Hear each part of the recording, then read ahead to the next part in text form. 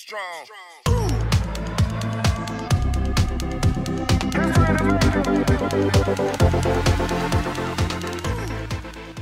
les gars, j'espère que vous allez bien. Alors, après la première vidéo que j'ai sortie sur le mercato idéal du FC Barcelone au niveau des départs, nous sommes là pour parler du mercato idéal, en tout cas de mon point de vue, au niveau des arrivées.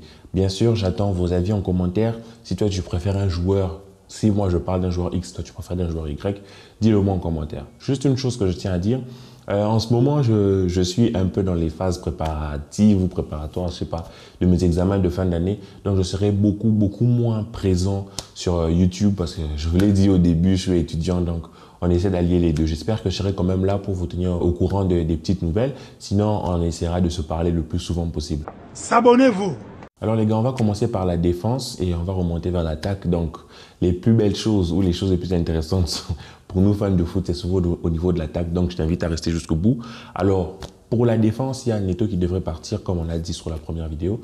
Donc, il y a Iñaki Peña qui devrait revenir pour assumer le rôle de gardien, deuxième gardien en fait. Et au poste de latéral gauche, il y a plusieurs informations qui sortent dans la presse. Mais moi, j'aurais tendance à préférer Gaya. Parce que, je ne sais pas si vous êtes au courant, mais il y a des audios qui sont sortis du président de Valence qui dit qu'il serait prêt à brader Gaya et Solaire et tout ça. Il voudrait les vendre, des choses dans le genre. Donc, ça veut dire que Valence est dans une situation telle qu'ils ont vraiment besoin de vendre Gaya et Solaire. Sachant qu'il y a quelques mois, ça parlait de prolongation. Mais là, s'il y a ces audios qui sortent là, ça veut dire que ce n'est pas eux qui sont en position de force. Et ils ont proposé ces joueurs-là à plusieurs clubs, non seulement en Liga, mais en Première Ligue aussi. Donc, ils ne sont pas en position de force. Certes, il y a d'autres joueurs comme Ravi Galan ou il y a des Sosa, mais ce sont des joueurs qui sont ciblés par d'autres clubs et qui nous demanderaient, nous, peut-être d'aller poser un peu plus. Alors que si tu veux prendre un Gaya qui est dans un club qui ne peut pas vraiment négocier quelque part, vous voyez que si on doit peser le pour et le contre, moi, je prendrais ce Gaya-là, sachant surtout que il ne vient pas pour être le remplaçant de Jordi Alba, il ne vient pas pour envoyer Jordi Alba sur le banc. Je suppose qu'avec Xavi, Jordi continuera. Donc, il sera qu'une doublure. Donc, je me dis, on ne va pas investir 80 millions non plus sur ce poste-là. Donc, on va prendre Gaya. Ça, c'est mon choix. Si tu as un autre choix, tu me dis, toi, tu préfères Ravi Galan ou un autre crack de Première Ligue mais qui coûte 120 millions, tu me le dis quand même en commentaire.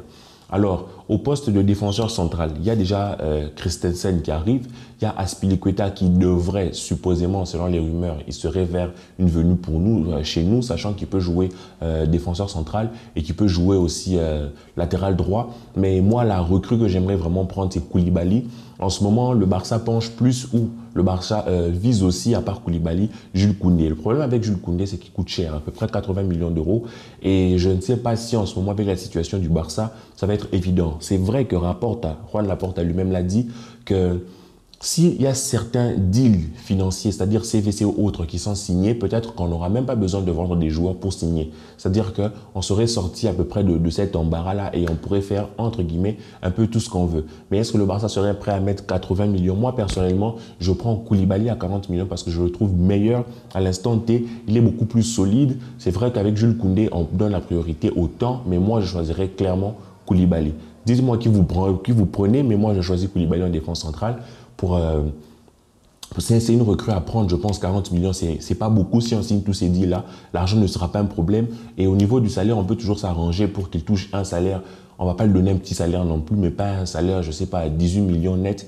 On va essayer d'arranger ça et s'il accepte, pourquoi pas. Mais si on a la possibilité de le prendre, il faudra aller le chercher. Alors, le poste de latéral droit, c'est plutôt le poste, je pense, où il y a le moins de rumeurs ou d'informations dans les médias. Je ne sais pas. Est-ce que c'est parce qu'il y a déjà Dest et Azpilicueta qui va arriver, plus Daniel Alves, ça ferait 3 joueurs pour ce poste-là? Xavi dit que non. Peut-être que Xavi se dit que c'est suffisant parce que Xavi utilise un peu différemment son latéral droit. Des fois, il ne monte pas. Bon, avec Dani, il ne monte pas beaucoup. Il reste un peu pour être un peu cette jambe d'appui là pour Busquets. Est-ce que c'est comme ça qu'il continuera de jouer avec le latéral droit l'année prochaine? On ne sait pas. Mais pour l'instant, il n'y a pas de gros noms ou de noms, on va dire. Il n'y a pas beaucoup de rumeurs qui reviennent sur le latéral droit. Moi, je me dis que si tu as Dest et si tu as Azpilicueta, c'est bon. Dest, quand il n'est pas blessé, franchement, il s'améliore de jour en jour. On a vu qu'avant sa blessure, il était vraiment sur une phase ascendante en fait. Donc moi, je garderai Dest et je ne lâcherai pas parce que pour moi, c'est pas vraiment la priorité. Si on trouve une bonne opportunité, on prend. Mais je n'irai pas donner la priorité sur ce poste-là, surtout si tu es sûr de ramener Azpilicueta qui peut jouer ce rôle-là quand Dest est blessé. Sinon, Dest pourrait jouer et on pourrait essayer de faire avec ça. Pour l'instant, sur cette saison-ci, bien sûr, sur la saison prochaine, on pourrait essayer de recruter. Alors, au milieu de terrain, il y a Kessié déjà qui arrive, il y a le jeune Pablo Touré, très talentueux, qui arrive.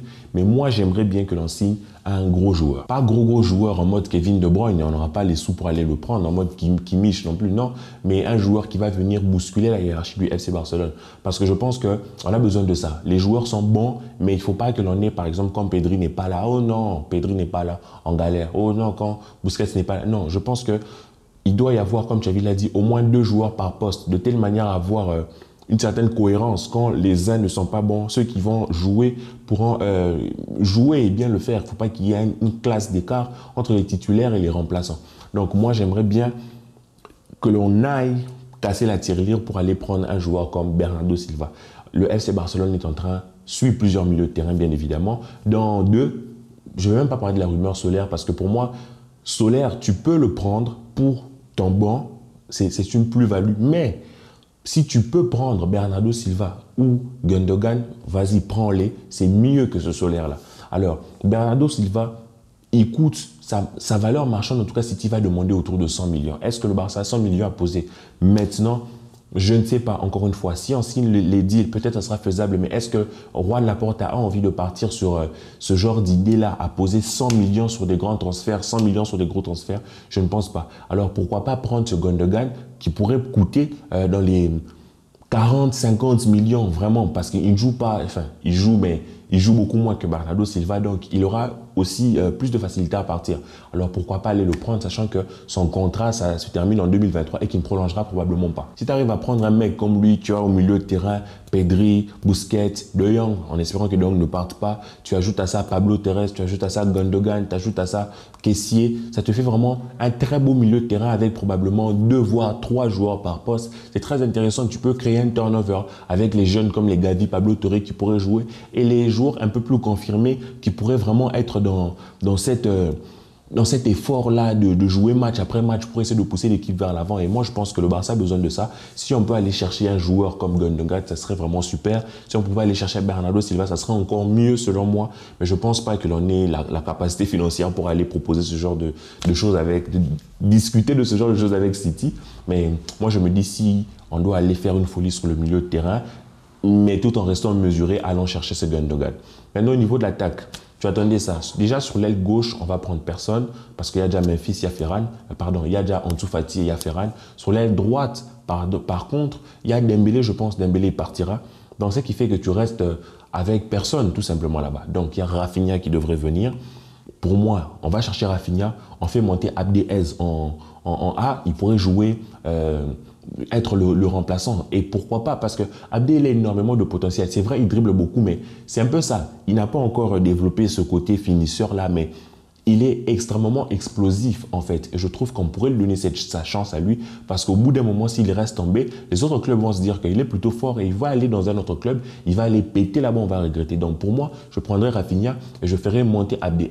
Avec ça, tu as un 11 très beau en fait, sachant qu'au 9, tu as Lewandowski qui peut arriver et Aubameyang en remplaçant, c'est juste énorme. Avec ça, tu ne dépenses pas énormément, tu ne dépenses pas 300 millions, tu ne dépenses pas 250 millions même je pense, mais tu as une équipe assez cohérente, tu peux faire quelque chose avec cette équipe, tu vois. Et je vous présente d'ailleurs l'équipe que ça pourrait donner, il y a 2 formations, en 4-3-3 ou en 3-4-3, vous voyez que ça ressemble vraiment à quelque chose, ça nous change en fait de l'équipe qu'on pouvait avoir l'année passée, et avec ça, on peut au moins lutter pour la Liga et faire un beau parcours en Ligue des Champions, peut-être minimum quart de finale, mais au moins passer les poules, passer les 8e. L'année passée, on a galéré, on n'a rien fait du tout.